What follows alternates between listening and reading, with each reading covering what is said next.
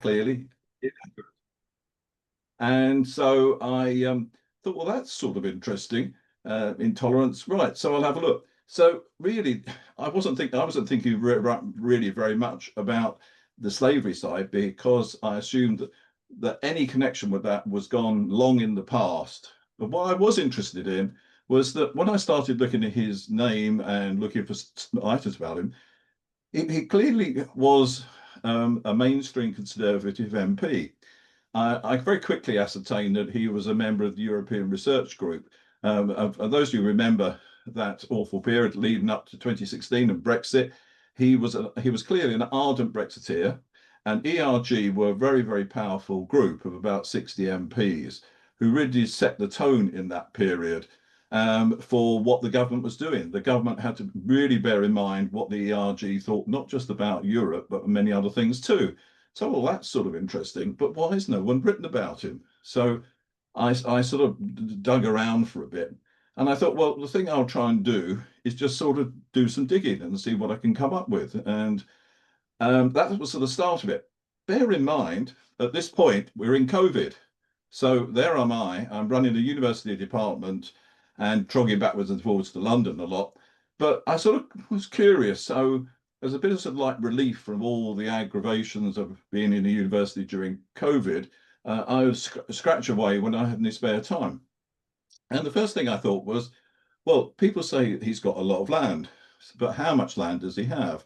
And the first reference I came to was was the Daily Mail.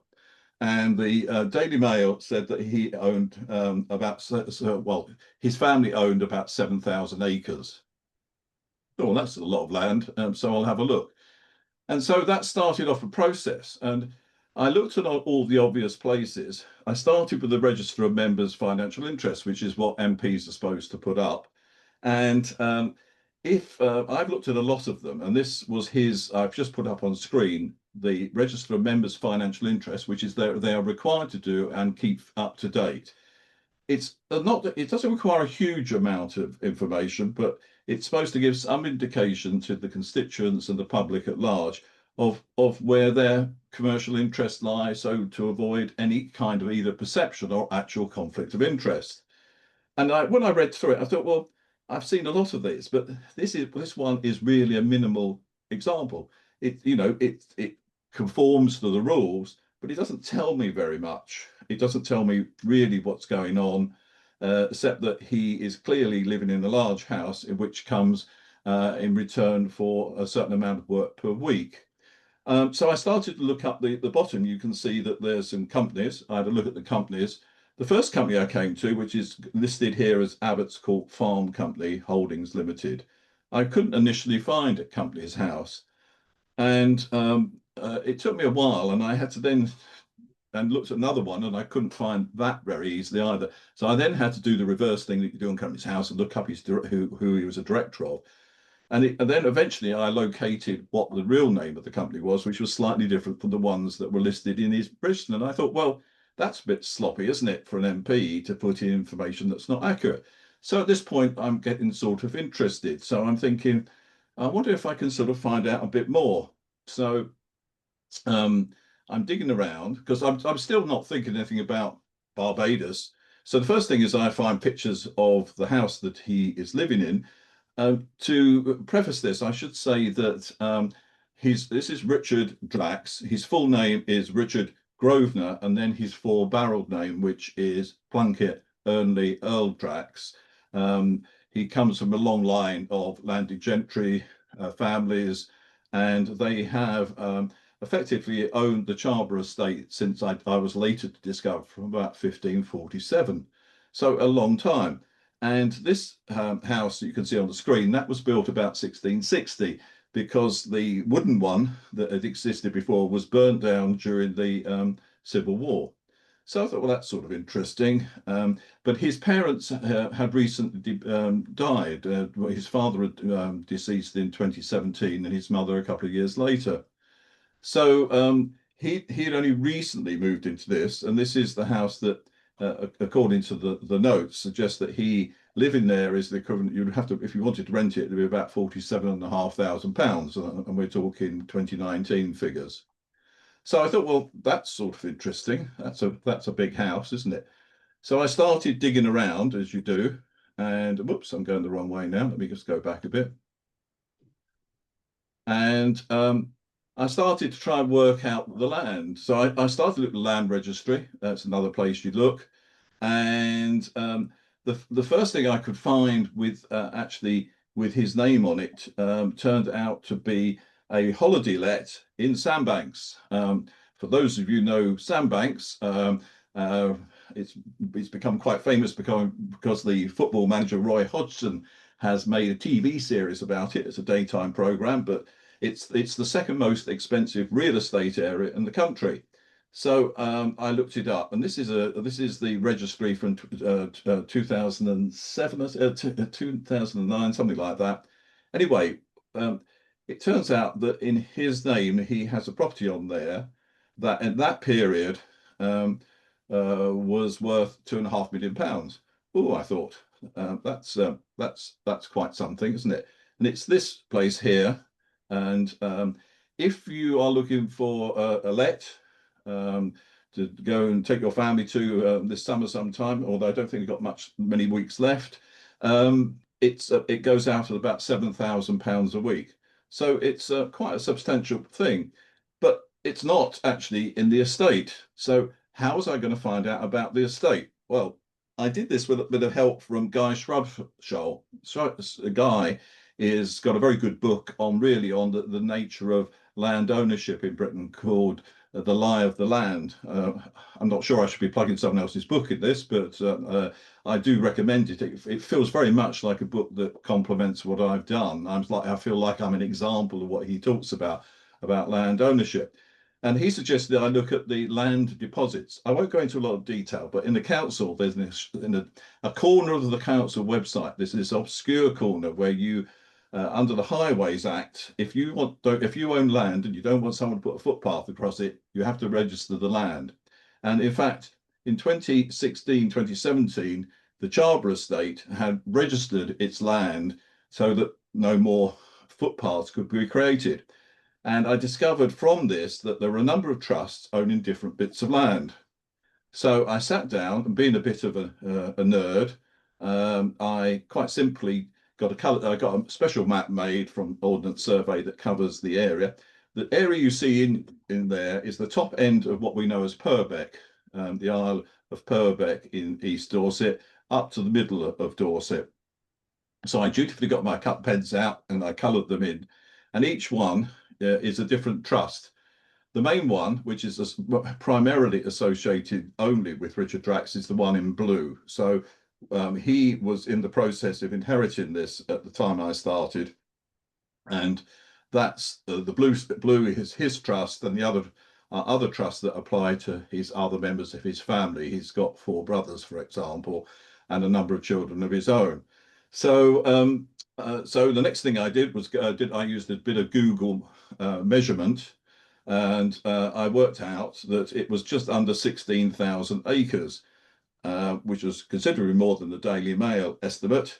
And for those who can calculate in their head 16,000 acres into square miles, that's 23.5 square miles.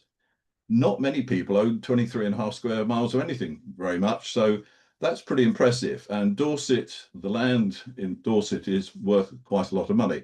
So I felt that I was in my audit of Richard Drax's, because what's the job of the journalist in democracy? It looks to the rich and the powerful, and our job is to see what they're doing and whether there are conflicts of interest, what their wealth is, to make sure that, they are meeting the standards you would expect of someone who is a public figure and a member of parliament. So this is what I was doing. I just thought no one else had done it. I thought I'd have a go. And I was getting interested because I could also see that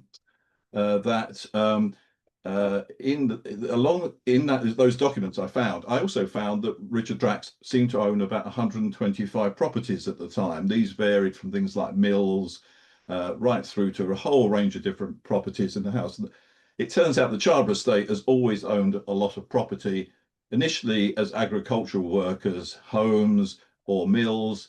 And of course, there's a number of them where members of the family live, but a considerable number of properties. So I'm thinking, gosh, that's quite a lot of land and properties.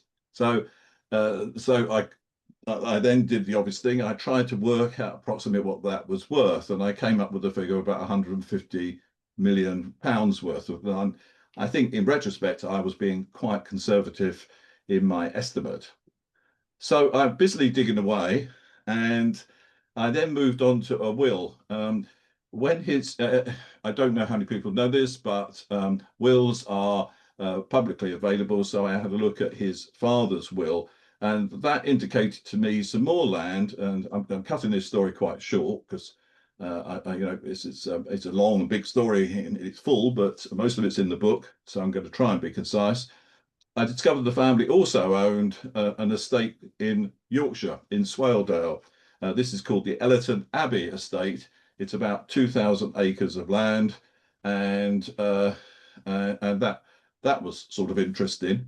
And you sort of begin to go down rabbit holes along the way. And one of the other things in the will is it said a piece of land called Copperthwaite.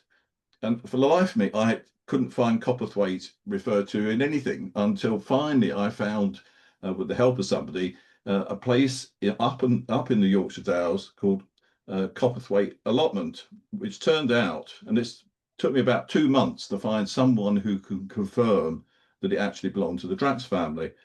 So, that was in the Commons Registration Department of the West Riding Council. So, and it was one piece of paper that someone dug out of the archives dated 1970. So I was making some progress. So I'm getting a sense of what he owned and understanding where he stood in the community, and I'm thinking about it. At that time, I also, I knew the then editor of the Observer.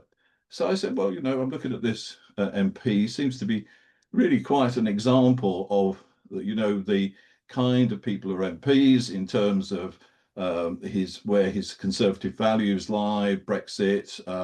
He opposed, for instance, the Landlord Act, which was going to require all landlords to have properties maintained to a standard that are fit for human habitation. He clearly had views on a range of different subjects. And I think, well, he's a real interesting representation of a sort of main swell of conservative thinking at that time.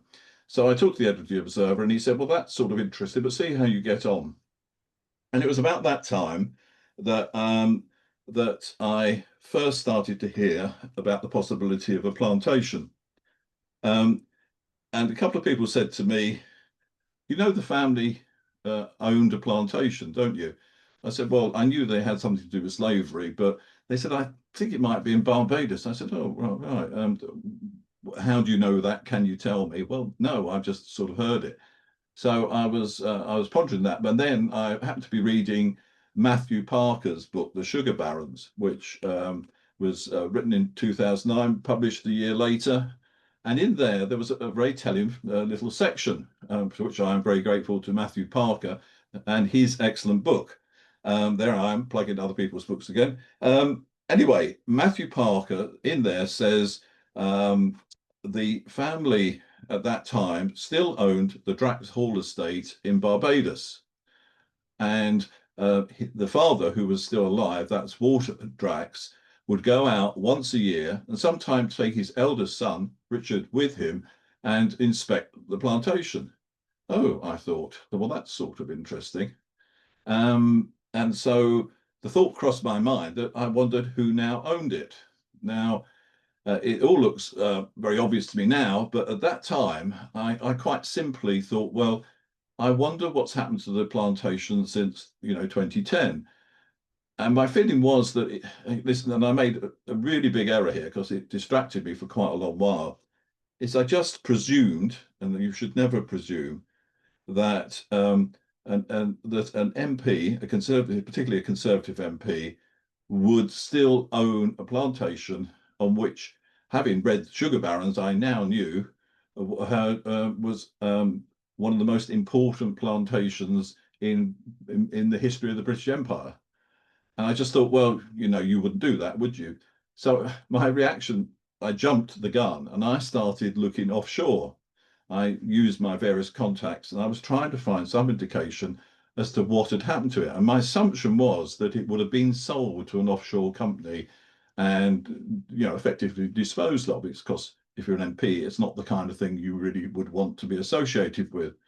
So I did that for a while and I still couldn't locate anything, could get nothing. And about the same time, I started to talk to someone. This is COVID, so really difficult. It wasn't much I could do in Barbados at that point. So I was thinking, well, I need someone to help me. And eventually I located someone called Jonathan Smith, who was an ex-BBC reporter, as was Richard Drax, funnily enough, and discovered he was now living in Barbados. So I rang him up and he said, essentially, I'm not doing this kind of stuff anymore, and I'm doing other things. I said, well, yeah, but it's a really interesting story. Would you mind, spending a bit, and being a journalist, his nose twitched, and he agreed to do so. And really, that was really important because, and here's a picture of Drax Hall for those of you who don't know, and he's one of those. Once he's got his teeth into something, he persisted. So this is through COVID. And Barbados had a very strict lockdown period, but when he got a chance in the quiet moments, he would go up to the various government buildings because there's nothing online. There's no land registry online. There's no company's house online. So he'd go and knock on the door. And for a while, he mostly got rebuffed. He'd knock on the door and the security guard say, there's no one here. They're all off because of COVID, or you can't come in, or that it's in a different office, or one thing or another. And eventually um, he got access. Firstly, he got access to the company's registers there, and this was like a eureka day because we'd been talking on and off for about 2 months at this point. And he said, I think I've got it. So he'd gone to the registration of business names place, and it produced this document which he scanned over to me, and there it was: name of business, Drax Hall. Bear in mind, by the way, I should emphasise this was not on the register of members' interest, so I wasn't missing the trick of not having noticed; it just wasn't there. So it says name of business, Drax Hall Plantation, general nature of business, management operations of Drax Hall Plantation, uh, and it says name of the individual who owns it, Richard Grosvenor Plunkett Ernley Earl Drax. So it was him, and he clearly was in control of it. So and then it says, what's his nationality? British, and it says address, Charborough House, Charborough Estate, Wareham, and it says other business occupation, public office holder in the United Kingdom, MP. So, so my jaw dropped. It was another one of those moments. He then went round to the Land Tax Authority, who said, "Oh yes, yes. Well, here's a map of Drax Hall, and yes, these days they've sold off quite a bit. So it's 621 acres." And then they told us how much he how much he was paying per. He just paid the sum of money that you pay in land tax in Barbados. So I thought, well, that's interesting. So that's another note that they gave us. So what then happens? I went back to the editor of the Observer and I said, well, working with Jonathan Smith, I think this is a much more interesting story because what we've got here is an MP who owns a plantation, which at this point I was beginning to understand more of the family history. This isn't just any plantation. This is a plantation that when he was 18, James Drax, who came from probably Warwickshire, had sailed out to Barbados as a part of a settler group of about 80 people.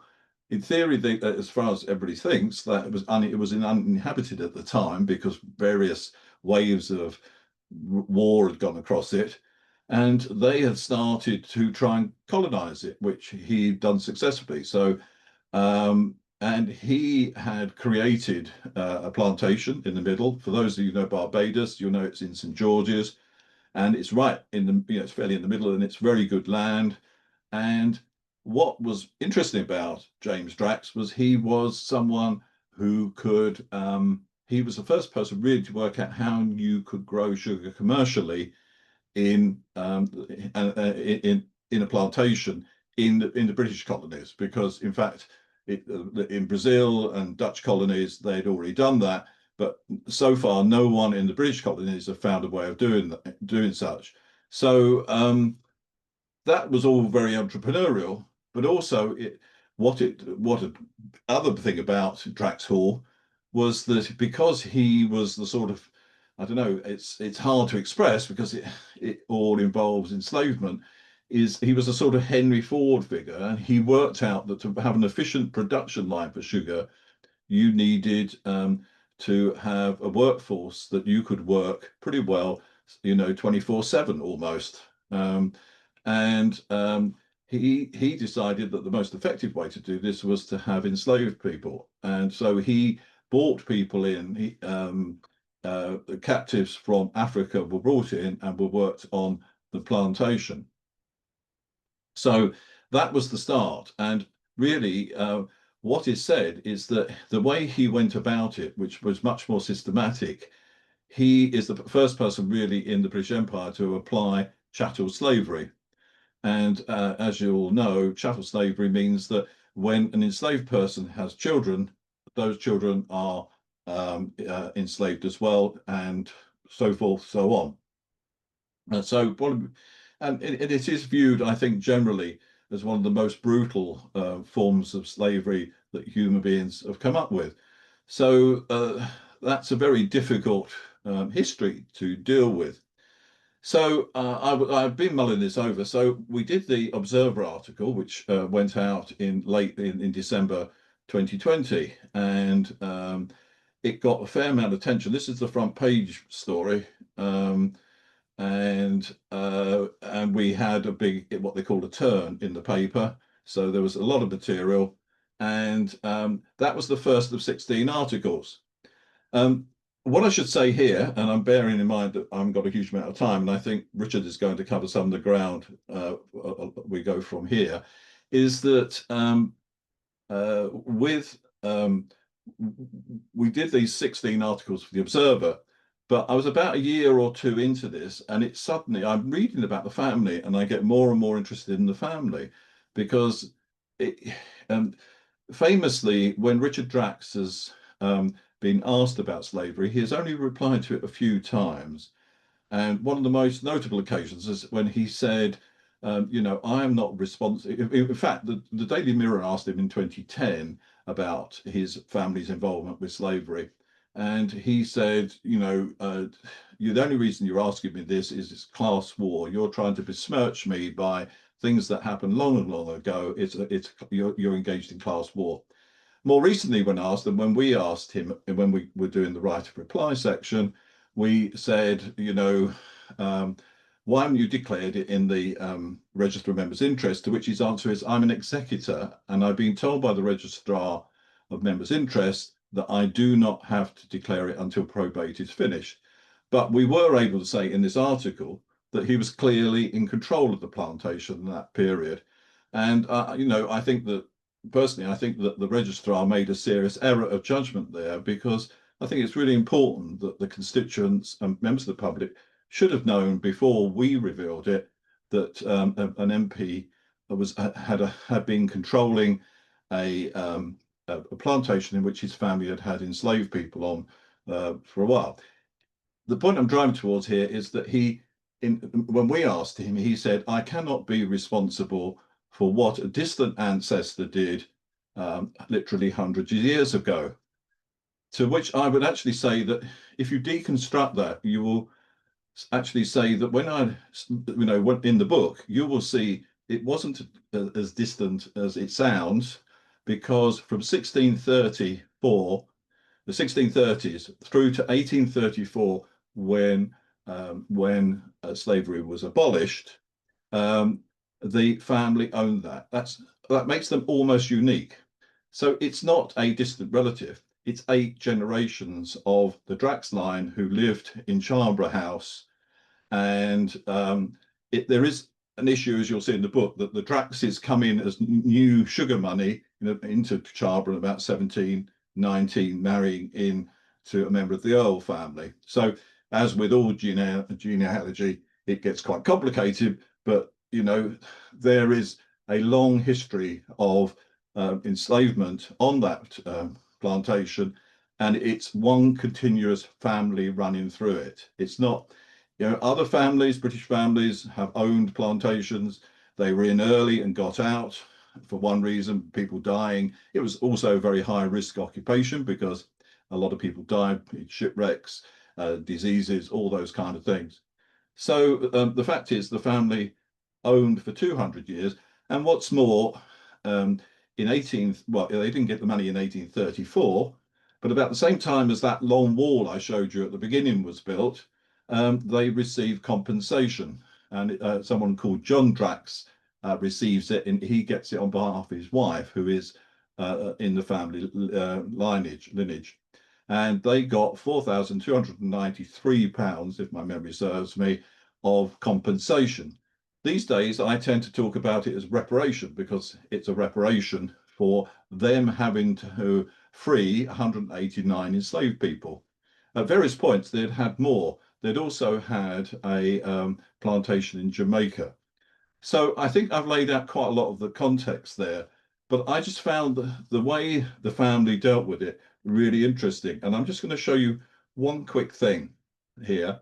And that, there's one thing and one quick thing I'll go through, is that one of the things that really helped me very early on is I found a slim volume in the local archive centre. Richard Drax's grandfather had written a book called Charborough, 1066-1056. He'd been an admiral, by the way, but this book sort of did the history, but makes no real reference to slavery in any detail. But rather chillingly, it has this in Charborough House. They have the archives. I requested to have access to those archives, and it will surprise you not to know that I didn't get it. Luckily, I was able to find lots of archives elsewhere. But without any real commentary, it says, this is a part of the accounts they hold from 1805.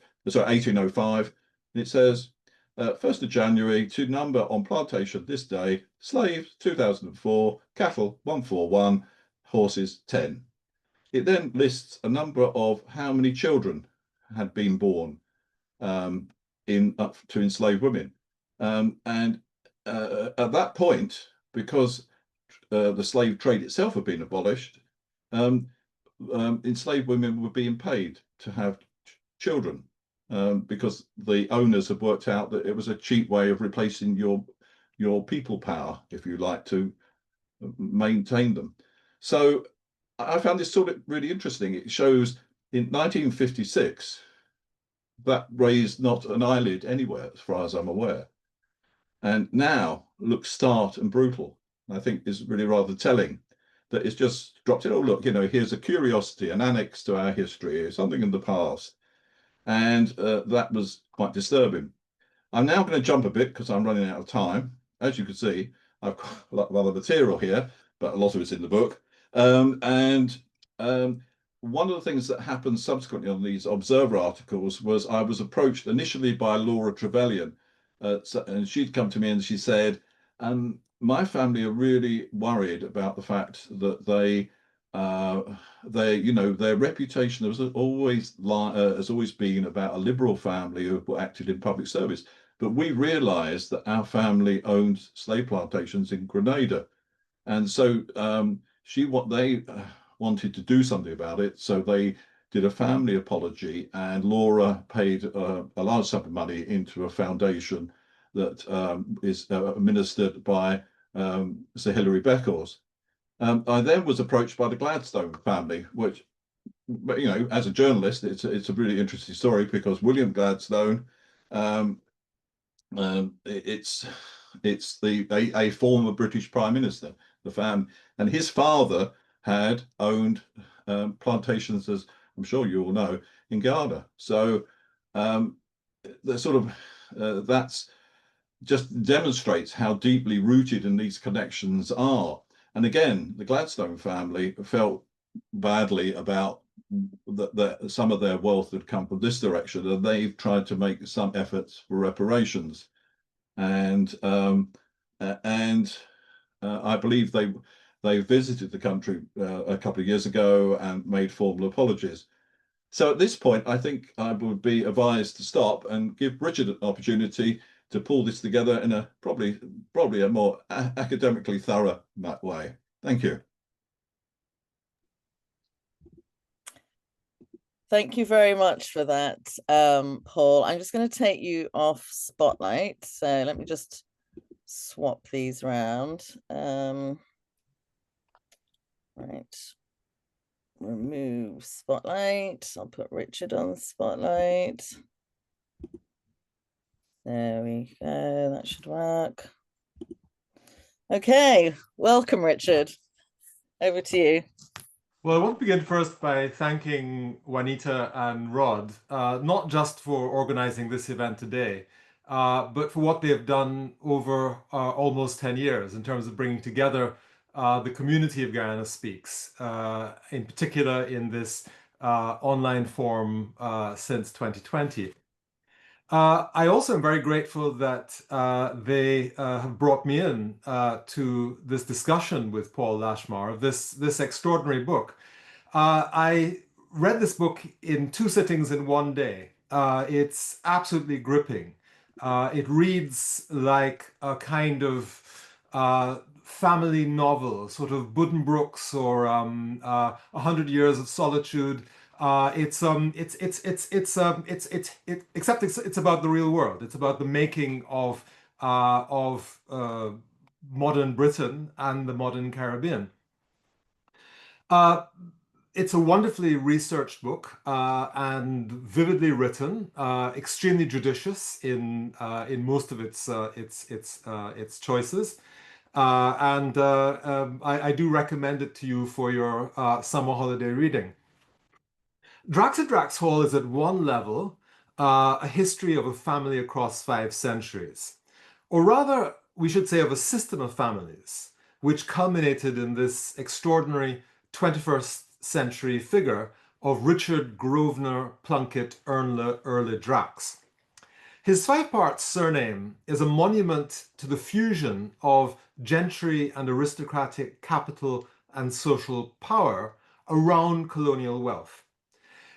He connects the Grosvenors. The Grosvenors, of course, he's a minor branch of the Grosvenors. The Duke of Westminster is the largest private landowner, I think, in terms of value, £10 billion worth of assets. He's also connected in family to the Fiennes, Fiennes. This is the family of Lord Say and Seal at Broughton, which is a family of extraordinary aristocratic pedigree going back to the Norman Conquest, which had a particularly key role in the politics of 17th century England. As well as these families which the Draxes do a kind of takeover of with colonial wealth, which are Dorset-based. The Earle Plunkett has some Wales west of England, but it's a kind of complex of families around this colonial capital. Born in 1958, Richard Drax, educated at Harrow, was, until Reform split the Tory vote in the 2024 election, the richest person in the House of Commons.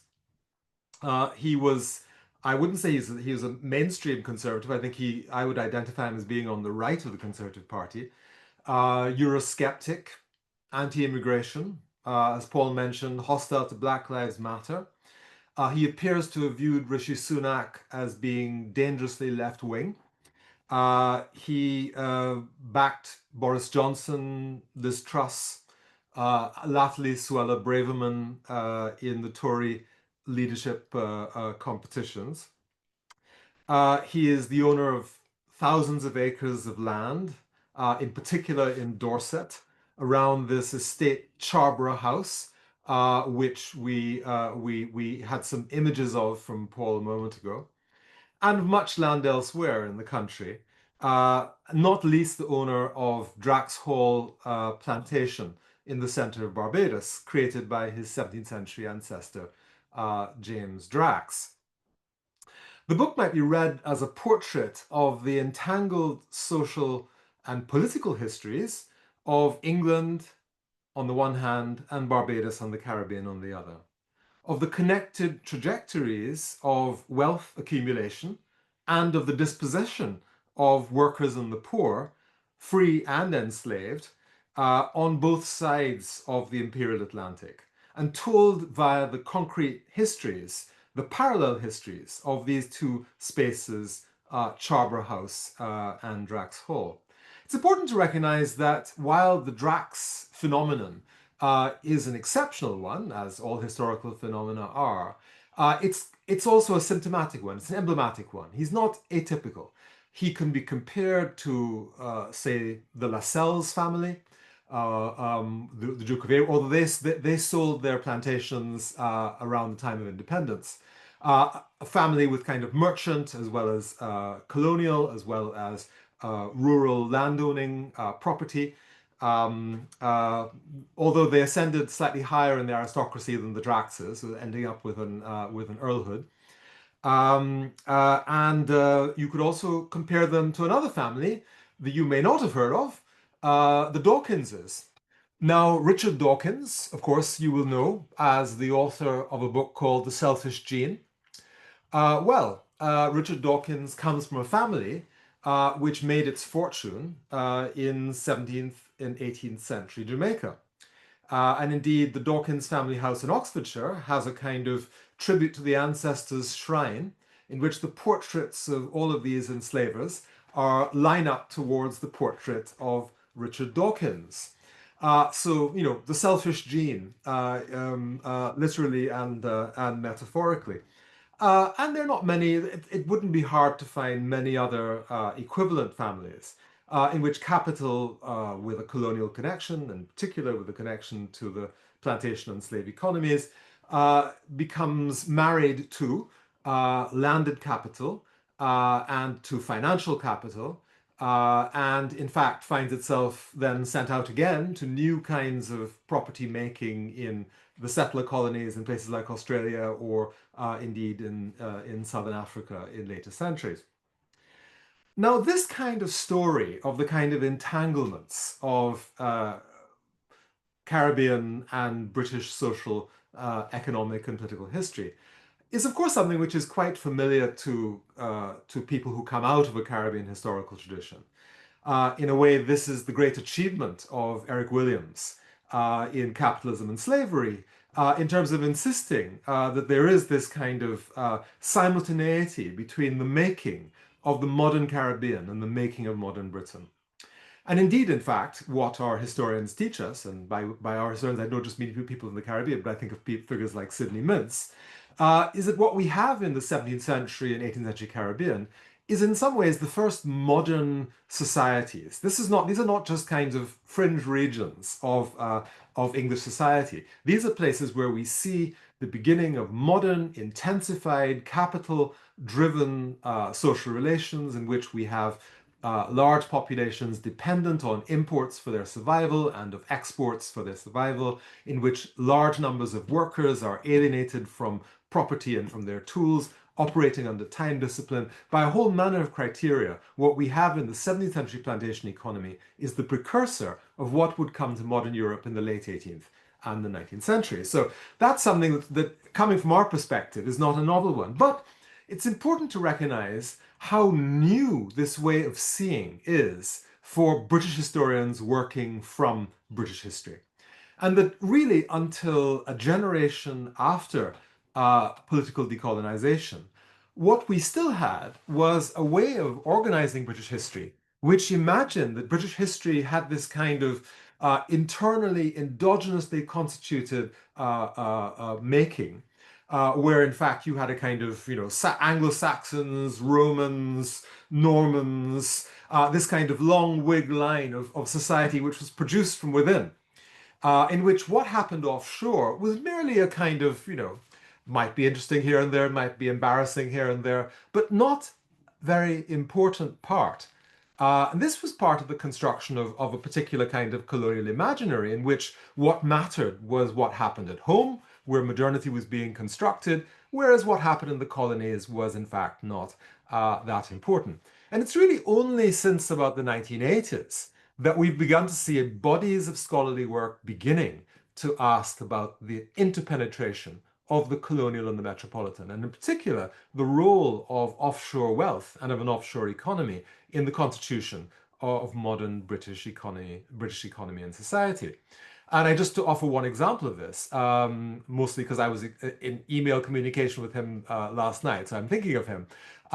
Tony Hopkins and Peter Kane in the 1980s produced this set of articles which become books by the 1990s called British Imperialism, in which they make this argument that what you have emerging in late 17th and 18th century Britain is something that they call gentlemanly capitalists, which they describe as being the product of a kind of fusion of landed wealth, gentry wealth, with new kinds of capital, in particular around finance, for Kane and Hopkins' purposes. That's what really interested them.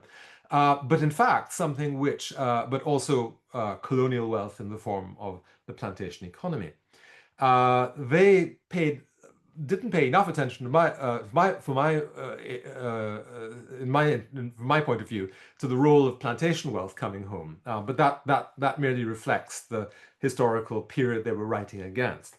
So gentlemanly capitalism is a model for understanding this, and in some ways the story which is being examined by Paul Lashmar here is really a story of a form of gentlemanly capitalism, of how old aristocratic wealth finds new kinds of linkages and fusions with new forms of colonial and finance capital in the 17th, 18th, and 19th centuries.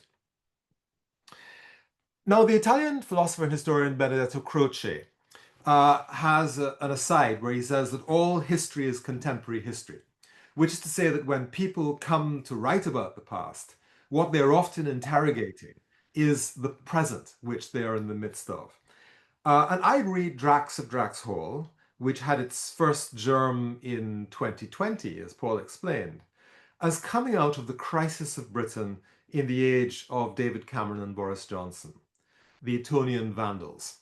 The crisis of Britain, in other words, associated with austerity, with the retrogressive handling of the economic crisis of 2008 to 10, with the dramatic escalation of inequality over the last 10, 15 years, and of course with the politics of Brexit, which were based in very interesting ways on the forms of inequality which had emerged in that period.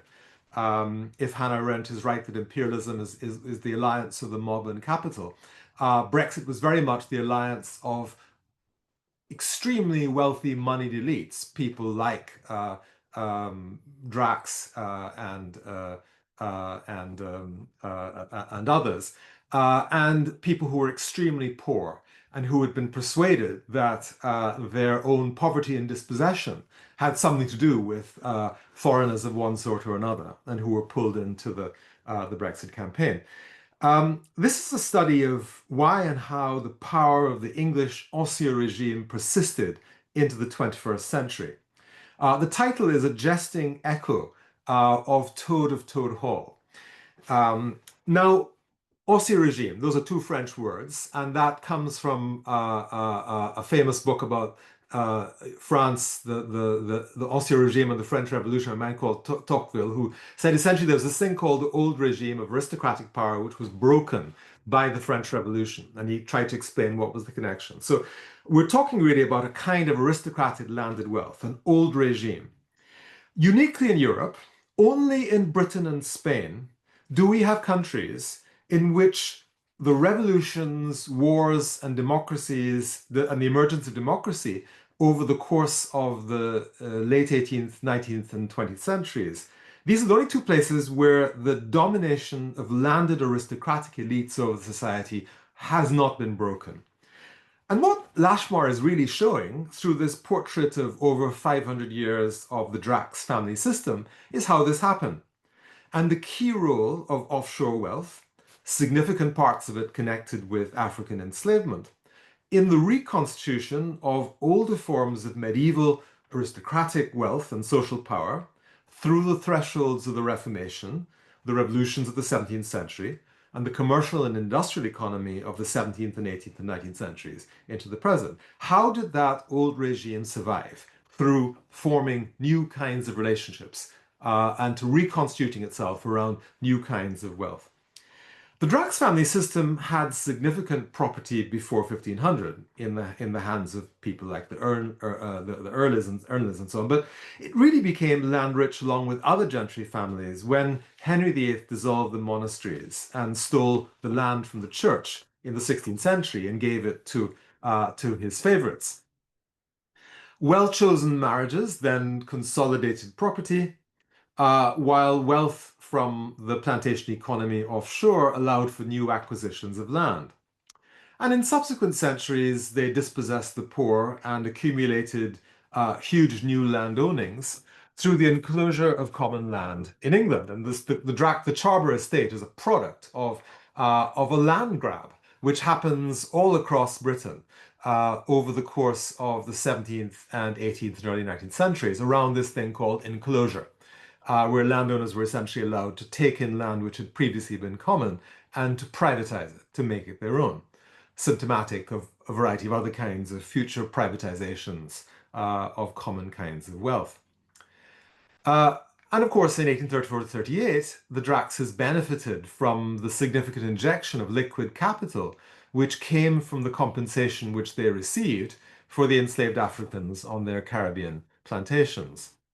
The Drax family system also played a significant part in the political and cultural life of England from the 16th century as soldiers, courtiers, and as figures who played a significant role in Tudor politics, in the English Civil War and in the Cromwellian periods, and indeed in an extraordinary way in the origins of the 1688 Glorious Revolution, because there is a legend, which of course, like all legends, has at least a grain of truth to it, that the 1688 revolution, the so-called Glorious Revolution, had its conspiratorial origins in a meeting which took place in the Ice House on Charbour Estate. So this estate, which is serves as a kind of key incubator of the extraordinary takeover of the English state, which happens in the late 17th century by landed capital. Because again, that's part of the story of the English Ancien regime, is the revolution takes the form in England of the crown being subordinated to property in the course of the late 17th century. And indeed, they are at the center of that consolidation of what Kane and Hopkins called gentlemanly capitalism. But to shift hemispheres, their role in the making of the Caribbean, and in particular the whole slavery and sugar plantation economy, was even more significant. I think I'm a little bit more wary than Paul is about identifying Drax as the progenitor of either the slave plantation system or sugar cultivation or the slave-based economy, because I think the problem is still somewhat complicated and opaque. We have many lines of influence coming to Barbados.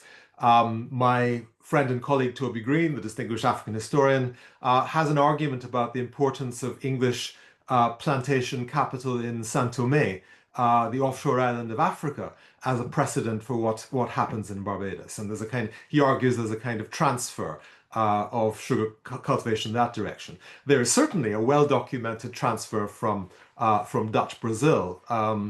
And there's also, I believe, a story to be told about the connections with the Guyanas and the ways in which we have, because in fact, the settlement of Barbados, and of course this is now the 4th century since the first English arrival, 1625, a significant year for this book to emerge, is very much connected with the Anglo-Dutch colonization of the Guyanas in the 17th century. So I think there are multiple origin stories that can be told. But what is really important is that Drax's importance by the middle of the 17th century in Barbados consolidates the story of Drax as the key figure. So in other words, it doesn't really matter what the actual provenance was. Much of that is likely to remain opaque.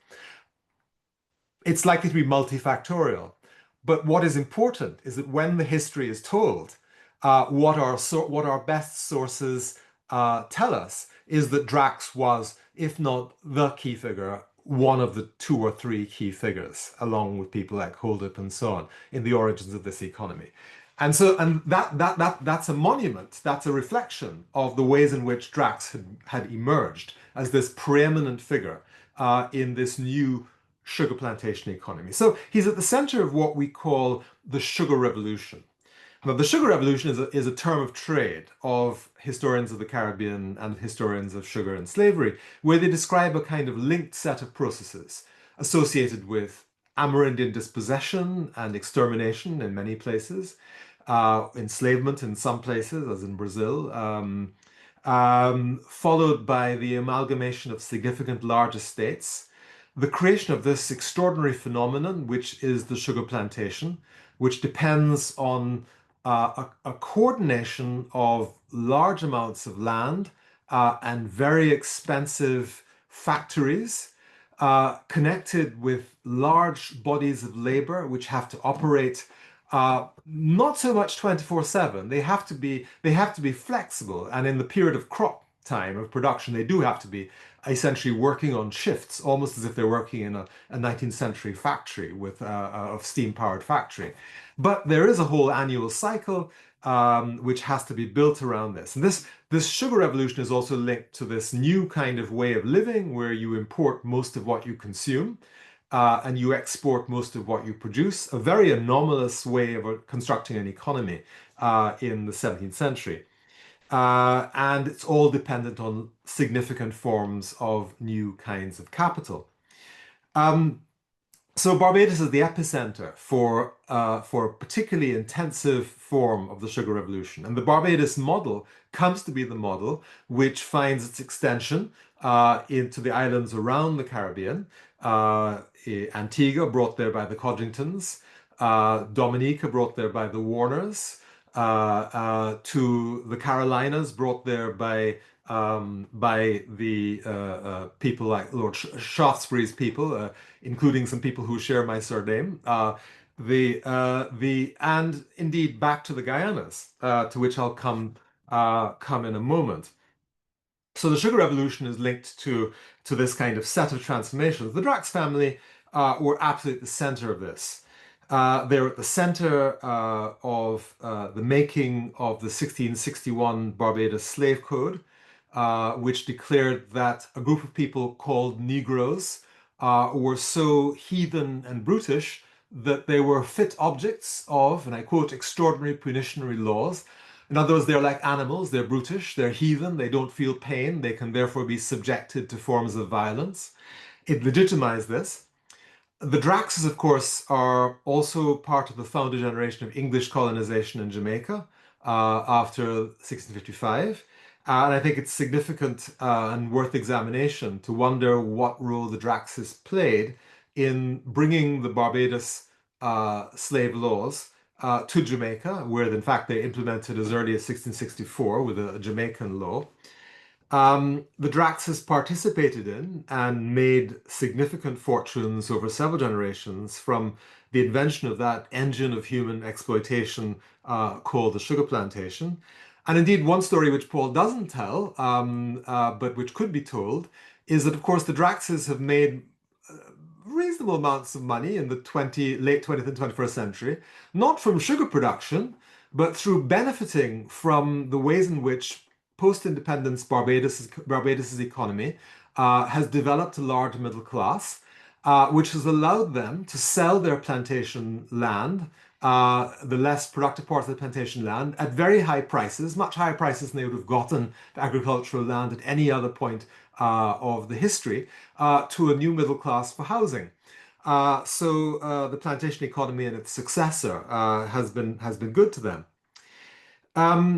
But the Draxes didn't just practically benefit from the plantation regime, but were also, as Paul quite brilliantly reminds us, key theoreticians of that plantation model, and not merely in the first James Drax generation.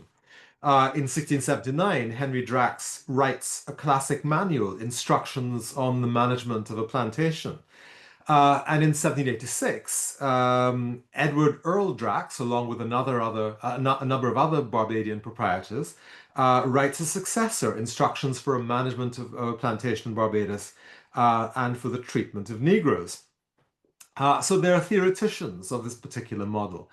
The Draxes participate in the maintenance of that reign of terror, which kept the colonial plantation system secure over the course of 3 centuries. And their descendants at home in the early 19th century vigorously opposed the abolitionist campaign. So we have a family which is, deeply embedded in this offshore economy. You might ask, what is this to do with Guyana? Well, the thing to remember is not just the deep relationship between Barbados and Guyana at that foundational moment in the 17th century, but if one looks at where Guyana as we know it comes from, it comes from how from the 1740s onwards, the Dutch began to allow foreign proprietors to come and settle and create plantations in Barbados, in Guyana, in Demerara and Essequibo. And the first and most important body of these comes from Barbados, so that English Guyana is a product of the transplantation of the Barbadian sugar plantation economy to Demerara and Essequibo, although ultimately the Scots migrants would outnumber the white Barbadians. In Guyana and elsewhere in the Caribbean, the impact of the plantation model to which the Draxes contributed so much was quite foundational for our societies. The question posed by Lashmar's book is, what do we do now with all this in the 21st century on both sides of the Atlantic? What are the claims of historical and contemporary justice? Where do we now go from the entangled forms of inequality which persist in the Drax family system on both sides of the Atlantic? And I'd like to take us back to that image which Paul showed us of the Great Wall of Dorset, because the construction of that wall is a wonderful metaphor for the construction of a regime of property, which is always a regime of inequality. I own, you do not. I am on the inside of the wall, you are on the outside, which constituted modern Britain, the modern Caribbean, and the modern world. And the story of the Drax family is not, I think, an idiosyncratic or eccentric one, but one which sits emblematically as what the French philosopher de Certeau called the significant deviation. That deviation from the mean, which in fact tells us a great deal about the construction of that system. So I just want to end by saying, if you don't own a copy of the book, I do encourage you to buy one. It's a really wonderful contribution to our popular historical set of sources, and a book which I think is important to read in the 21st century society, both of Britain and of the Caribbean. Thank you. Wonderful. Thank you so much for that, Richard. I'm wondering if there's any questions. I want to go straight to the audience if I can. We'll have about maybe 20 minutes for questions. I'm just going to have a look see if there's any particular questions.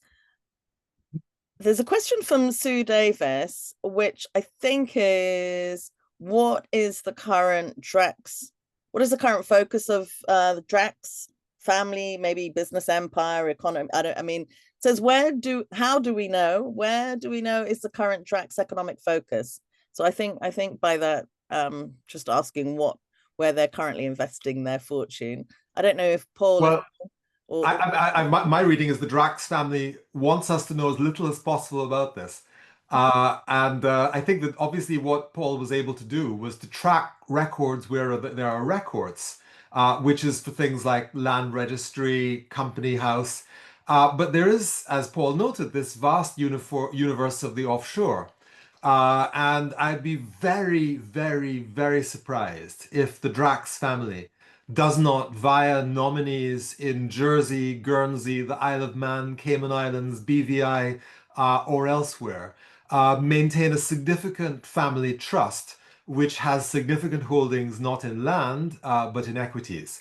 So that I think that I'm sure that the Drax family fortune is extremely diversified. And the fact that we can see so much of it in land suggests to me that there is so much more, which is also probably located in stocks and shares in via one or more offshore vehicles. Thank you Paul. for that, Richard. Paul, did you want to add to that? Yeah, a little bit. I could only ascertain what they owned in terms of property, and that took a bit of levering because some more came out. There was a complaint about what he declared that went to the registrar of standards, and some more property came out of that.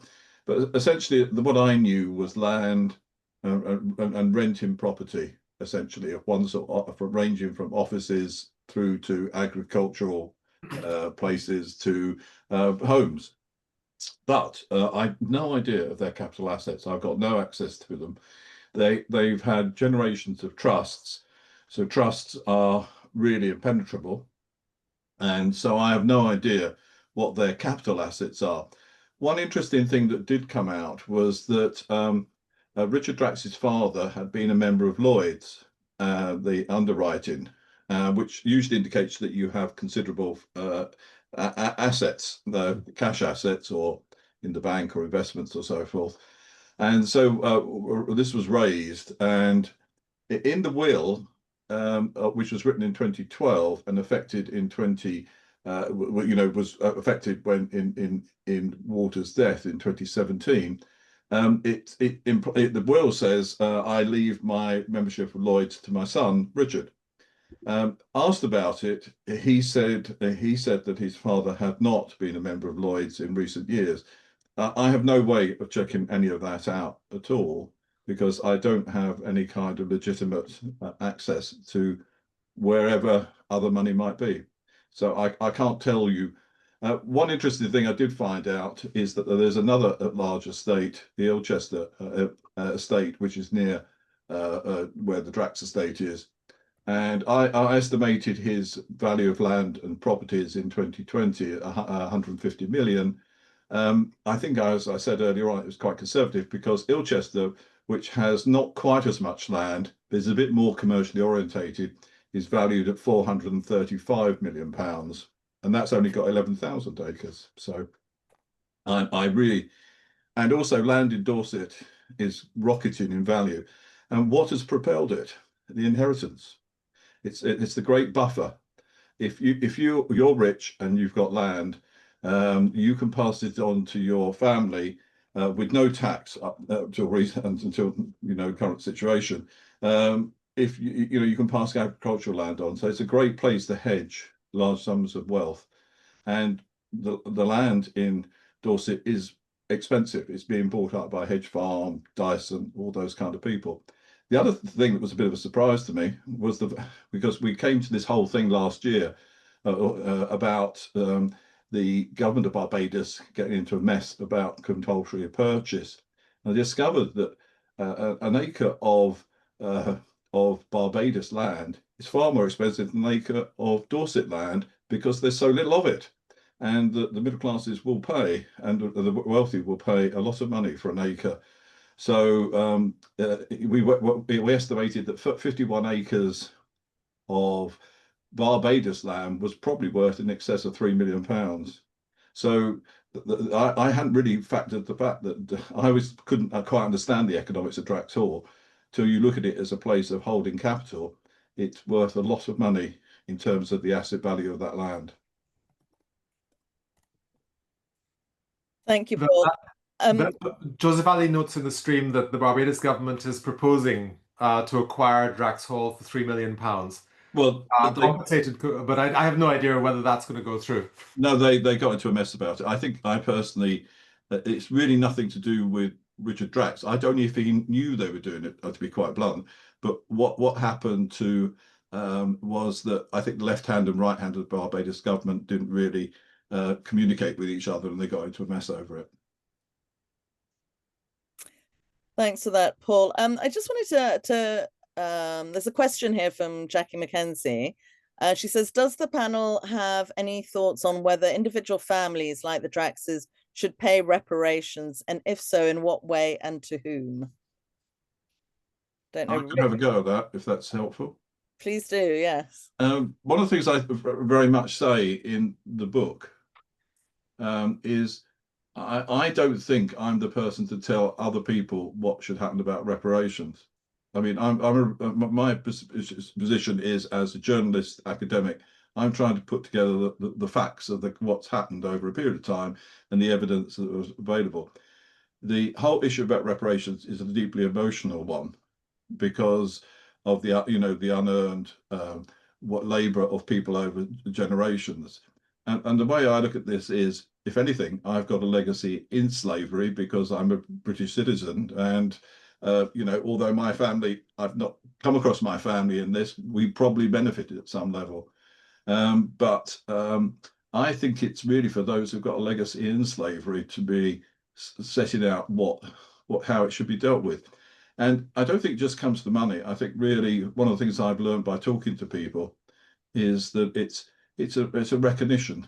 And I think that it's not only the CARICOM's 10-point, but actually what a lot of people are looking for is a recognition of what actually happened and how destructive that was, how people do not know their heritage. And heritage is such an important thing to everybody. And the fact they don't know their heritage past one or two generations because of the brutalization of that system. So I tend to the view that I should listen. And I think, as a journalist, it doesn't always come easy in the sense that, we can be quite opinionated, but I think, on these occasions, I should listen to people who have a very direct connection with slavery and hear what they've got to say and what they think should be going on. Thank you. Richard? Yeah, I think the key for me, I have a slightly unorthodox view of this, and that's I think the key thing in reparations is the term repair. I think that it's unsolvably complex to determine across the society as a whole who should pay what to whom, because it's they're all. I'll just give you one sort of way in which it's really complex. If one goes to places like St. Lucia, or indeed somewhat Trinidad, or indeed even someplace Barbados and Jamaica, you had at the time when slavery ended, people who were black and brown who owned enslaved people. So the idea that somehow one could simply establish who would be the recipients of compensation now, I think that would be very difficult to determine on the basis of that historical calculation. What I'm in favor of is assessing how we live in the world now. What are the forms of injustice and inequality which exist? What are the ways in which human beings are compelled to make their lives with resources which do not allow them to achieve the fullest realization of their physical potential and human capacities? And that we should seek to organize a world in which human beings have what they need to become what they should be. And to that extent, I believe in the importance of forms of progressive taxation and of wealth taxes, which should fall in wealth of all kinds, because all wealth that exists in the contemporary world is in part, directly or indirectly, a product of enslavement. It's not, one cannot say, okay, well, there's this wealth here, Drax's wealth, or that wealth is based on slavery, where this person who is the descendant of bankers, their wealth is clean. That doesn't work. Enslavement was so foundational to the making of the modern world that all wealth is contaminated by it. All wealth is contaminated not just by African enslavement, but by the enslavement, by the indenture of Indian workers for several generations, by the exploitation of white workers. There is a lot of dispossession, which has been the foundation of our current unequal world. And the way forward does not involve some kind of establishment, well, A pays to B, and that solves the problem. That problem is not solvable that way. It involves addressing what is wrong in the world now and addressing the forms of inequality that exist and finding ways through forms of redistribution through which, in fact, resources can be acquired, through which new ways of living can be constructed in the modern world. So that's the kind of reparations I'm interested in. Thank you, Richard. I wanted to actually bring in Richard Hughes. I think, Richard, do you want to unmute and pose your question to the panel? Yes, thank you. Hello, Richard. Long time. Not really a question. I'll just give you a little vignette. A couple of months ago, I met with the relatively new plantation manager at Drax Hall. And he said his boss was there and leaving the next day.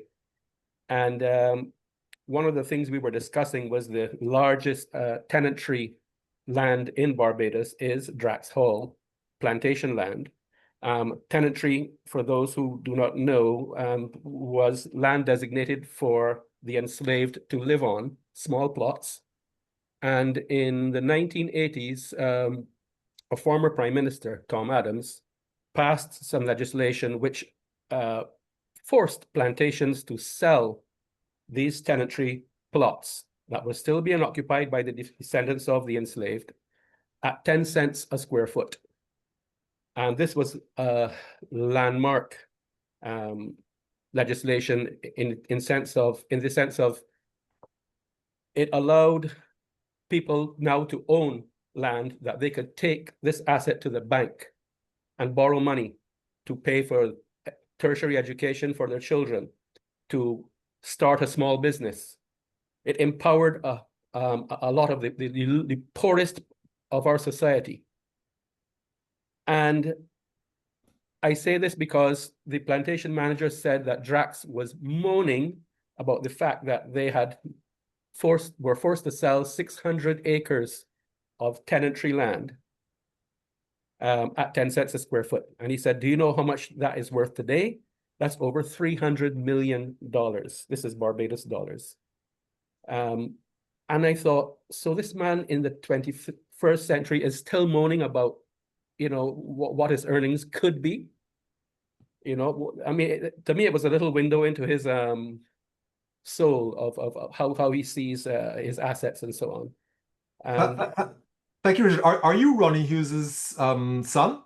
I am. Yeah, I mean, Ronnie Hughes, for those who don't know, Ronnie Hughes was one of the greatest students of the plantation history of Barbados. I mean, he knew, he researched family and patterns of land ownership, and he's not only was a wonderful human being, but he's really a really great loss, because when he left us, a lot of hard knowledge was lost. So anyway, we remember Ronnie now, Richard. Now, the interesting thing about that story is that at the time when Tom Adams acquired this, passed the Tenantries Act in the early 1980s, this was actually a low point in the sugar plantation, in the sugar production, sugar industry in Barbados. By the end of the 1980s, in fact, the plantation owners were all selling out. Now, what Adams did was to price the land at what was then what they were paying in land tax. So Adams said, in a very clever way, say, okay, well, this is what you're declaring in tax, the tax value of your land is. So you'll be compensated for the value of the land as it's registered in tax. Now, of course, from the perspective of the landowners, they were speculating on the ways in which the plantation agricultural land, if it was brought into housing, could be sold at the newly inflated prices for real estate, which emerged in the 1970s and 80s. But the 10 cents a square foot, of course, was at the time, not very far off what land was being sold for then. When I was a child, you could still buy land in the countryside for a fraction of $1 per square foot. No longer today, by any means. I would just like to add that when I was I would say a teenager in my early 20s, agricultural land was approximately $3,000 an acre, 3,000 Barbados dollars an acre. And if an acre is what, approximately 43,000 square feet. So you can do the mathematics there. But the thing is that now, if you are lucky to find a piece for $50,000 an acre, $60,000 an acre, $100,000 an acre, you know, that's the actual progression over the years. I'm in my late 60s now. Thank you for the comments on my father. And I'll tell you that I was a bit of a sponge. Loved to drive around with him on Sundays.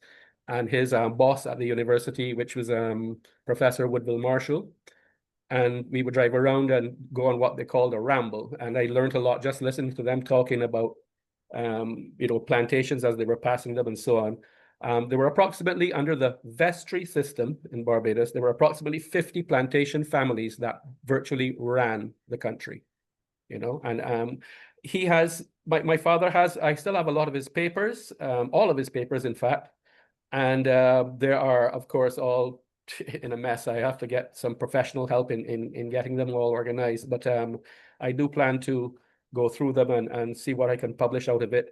I recently got them back from Professor Woodville Marshall because he used them in his book, his recent book, and he acknowledges it in his recent book, you know, having the benefit of going through my father's papers and some of the stuff that he gleaned from it. The other thing is that my father also did a video, which is sponsored by the university, on the development of free villages in Barbados. So how do you, as a former piece of property, become an owner of property after emancipation? So that video examined that aspect of things and so on. And that's another thing that I just thought I would just drop in for you in case anyone wanted to see that. They can contact the University of the West Indies at Cave Hill and you know, do some more research if you're so minded. I know Rod is a researcher, so I'm sure he will be looking at that as well. Thank you, Richard. Yes. Before you go, I think Paul had a question he wanted to pose to you. You're on mute, Paul.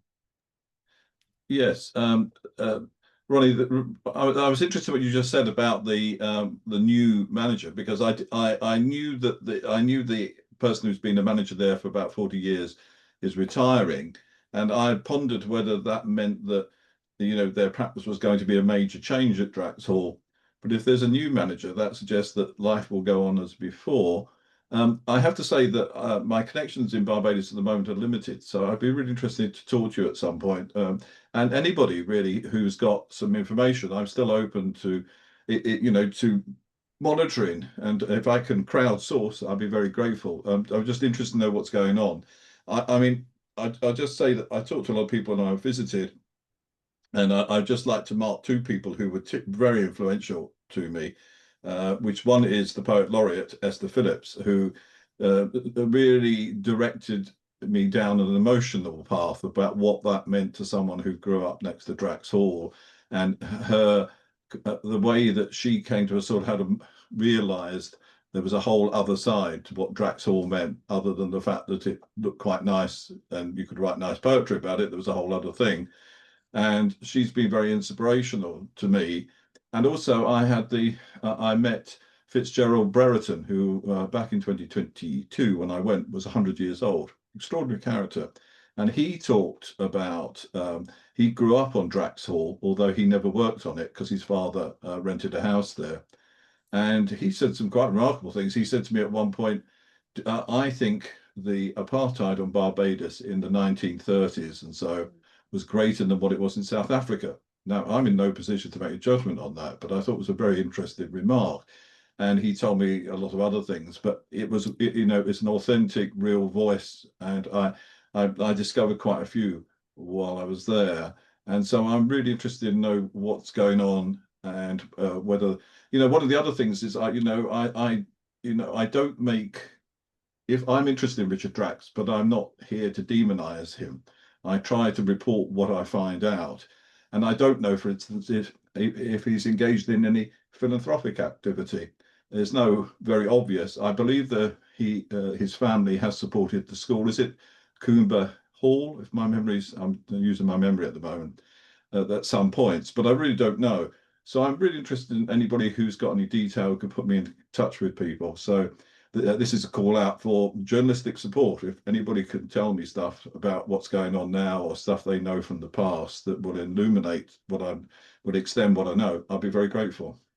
Paul, I can I'll be happy to help you wherever I can. We just have to get together. I would imagine we can exchange contacts and so on after. I would like to say that unfortunately your opinion is correct. This new manager, when I say new, he's been there about 1.5 to 2 years now, but he is the descendant of what we call the poor whites in Barbados. These would be the descendants of rebels and the Irish people who were sent over as indentured servants and so on, or banished for their rebellion against Cromwell and so on, and Monmouth Rebellion and so on. And his opinion mirrors Drax basically. He said that that he was a bit derogatory about Black people in the first place. He said that Drax had asked him about donating some money to a monument in the Newton slave burial ground, which is a monument that is being built on that site by the government. And Drax was asking him, was wondering, and I'm tempted to donate some money to that. Should I do that? And he, the plantation manager, said, no, don't do it, because you'll only open yourself to other demands and so on. So yeah, as Richard said, reparations is a tricky conundrum basically. And the other thing is that I don't even like the word reparations. You know, I think we should call it something else, because it gives I don't know, a different kind of it sort of defines it, and people think of it in terms of money only. Give money back to, and who should you give the money to? But it could be, you know, donate money to the university, sponsor an underprivileged so they can have a tertiary education. It can be the three things that I consider to be key in any modern society, which is health, crime, and education. And all three of these in Barbados, and I no doubt in many other countries of the world, are the most underpaid. And you know, we need more police, we need more nurses. When they don't get paid, they go to other countries and they get paid more money, so they're always leaving, you know. And those are the three things. Then we complain about the crime. So yes, that was just another little insight into Drax's way of thinking. He wanted to do something, it seemed, but again, he was advised no by his man on the ground. I'll leave that with you. We'll get in contact. I'll send you my details through Rod or through Juanita. Great, thank you. Thank you. I just I don't know if there's any other questions other than I saw John Mayd put in a comment about reparations, asking about really the parameters of reparation, like who should be part of it. And he says, why have the East Indians, Chinese, and Portuguese not demanded reparations too? I guess I would like to add to that kind of the parameters of reparations in terms of time, because you mentioned there earlier, Paul, about the sort of situation of apartheid in Barbados until the 1930s. And certainly I think they had like this sort of people were teneted to their plantations. Obviously we had the riots across the Caribbean in the 1930s just because of how appalling the conditions were. And I'm just wondering, I mean, should reparations really be extended beyond the period of slavery to you know, kind of probably even independence. I don't know. I just wondered what your thoughts were on the parameters of it, and also on John's comments about the East Indians, an extension to Chinese, you know, people involved in indentureship. I think Richard might be in a stronger position to answer that. Richard, you're on mute at the moment. In a sense, I just would enlarge on what I said earlier, which is to say that I think that to form an argument for action in the present based on a historical argument about parties in the past is, I think, a bit of an ask. What we can do is, however, address the present and say, how are we living in the present now, and what sort of future do we want to build? And it is in those decisions we take about how we deploy present resources towards the future that we can achieve repair. We cannot achieve repair by looking backwards. Looking backwards, I think, merely raises the urgency of addressing the contemporary situation. But the work of repair is about the present. It's about what we do now together in the world. How do we organize the world around us? How do we live together? How do we make futures of one kind or another? So I think that there does need to be a reckoning with Indian indenture in particular, and I think that's going to be one of the great historical waves which will be happening in the next over the course of the next 10 years as we begin to register the significance of Indian indenture, particularly in the case of Guyana, for the making of a great deal of colonial wealth. And the ways in which the indenture system operated as a kind of second regime of slavery. Now, it so happens that for reasons I can't explain now, but will be explained in a year's time or so, I have been thinking a lot about Guyana in the 19th and early 20th centuries. And I think one of the really striking things is the ways in which it's not just that the former slave houses, if you pardon the word, it's in large quotation marks, what was called the nigger yard of the plantation, the slave house of the plantation in Guyana, became the logis in which the Indians were housed. The plantation doctors became the doctors in the indentured scheme. What the whip, the legally applied whip of the slave regime, is replaced by the legal use of violence by a carceral regime. And what we see in the system of Indian indenture in the Caribbean is the use of the prison system and of forms of physical punishment associated with the prison system as a driver for the indentured labor regime. And that story has not been told. That is going to be something which I think will interrupt our historical consciousness over the next decade as we begin to take stock of the structural violence of the indenture regime, which didn't just end in 1917 when indenture ends. There's an extraordinary film called The Terror and the Time about Guyana in the 1950s and 60s and 70s, which has an interview with an Indian field worker in which she describes how in the 1950s, as late as the 1950s, she says, you know, you can't just simply, in those days, you couldn't just simply stay home if you didn't want to work. The overseers would come to the houses of Indian field workers and they would force them to go to work on the back dam. So that the regimes of violence were persisting in an informal way into the middle of the 20th century. They didn't end with indenture. So that story is all to be told still. Thank you, Richard. We have a question from Joseph, which is probably outside of your purview, but it says, do you think Palestinians deserve reparations? Germany paid Israel reparations after World War II. Well, it is sort of outside in a specific sense. But one of the things I was thinking about when Richard was speaking is that, you know, I've had to do a lot of introspection and looking back historically, because I'm a child of empire. I was born in 54, and I grew up in a fairly liberal family, working class liberal family. But I just look back and realised that there were layers of racism that existed in East London, in my environment, that were much deeper and persist to the current day. And I think Britain has a lot of work to do about racism. It underlies lots of different things. And the idea that if someone is a person of colour, they're lesser, is still permeates.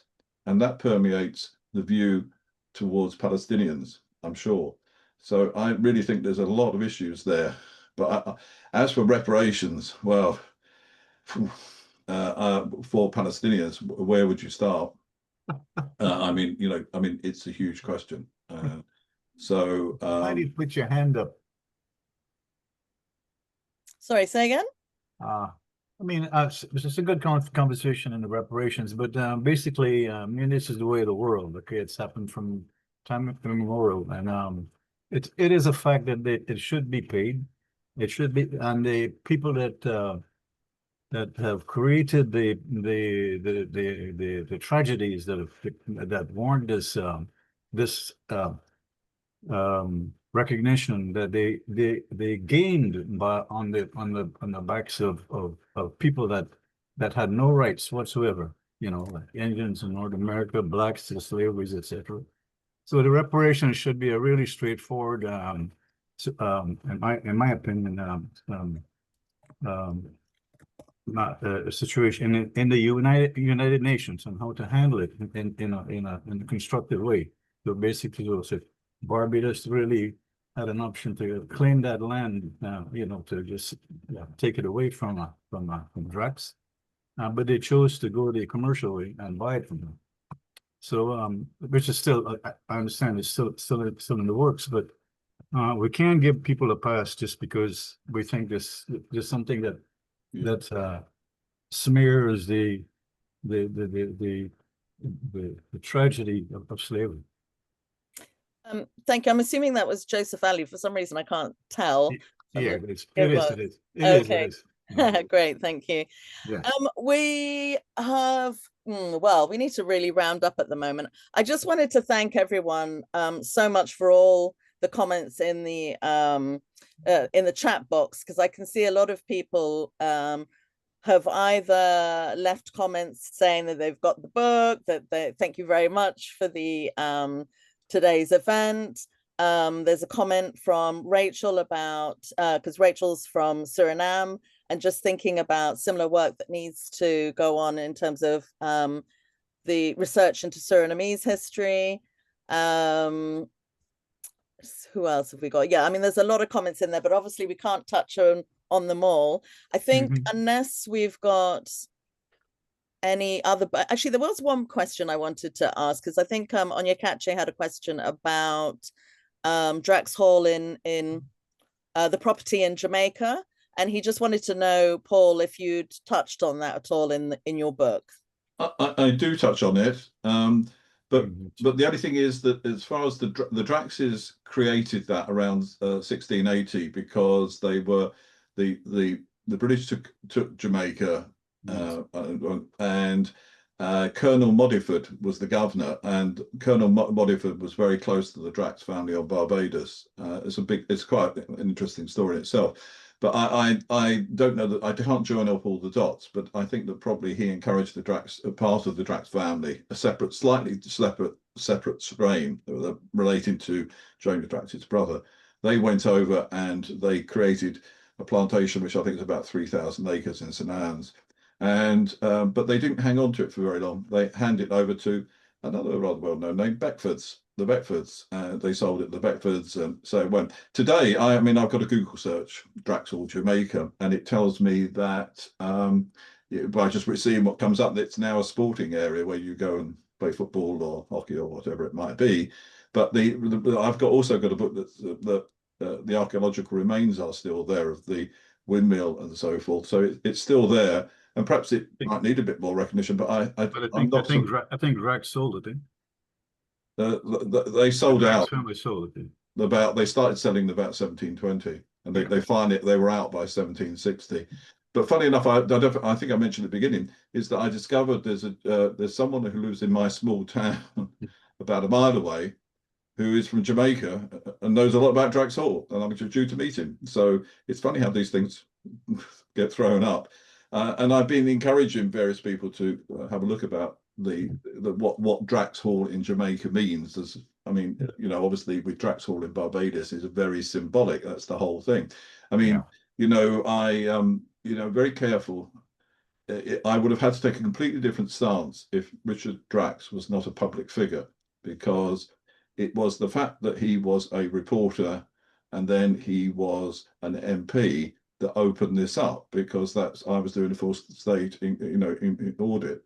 If he hadn't been, I would have had to be very careful about how much privacy I was trying, because so it's quite a tricky area, and so one needs to be very careful about the way you look at these things. And the Beckfords are really quite an interesting family themselves.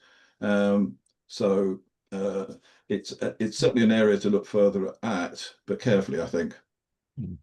Yeah, can I just add one last thing? I mean, just in terms of reparations, I mean, I'm very strongly this. Joseph, the slave. Is that Joseph? It is Josephine. Joseph, I'm so sorry to interrupt you, but because no it's problem. coming to 5:30, Richard's just become a father of a young baby, so I mustn't take up much more of his time, and we had planned to finish by 5:30 at the latest. Alison, I can see you have your hand up, so I just want to apologize profusely for not coming to you. Anyone who's got any outstanding questions, please feel free to just email them to me, and I hope you won't mind if we then forward them to Paul and Richard, and that they can get back that way. But yeah, really sorry, we're gonna have to bring it to an end. So if we can just put our hands together. I know we can't see you, but just to say thank you so much to Paul and Richard for today's presentation. Really appreciate it. Thank you so much, everyone. I'm just going to switch off the recording now. Okay. So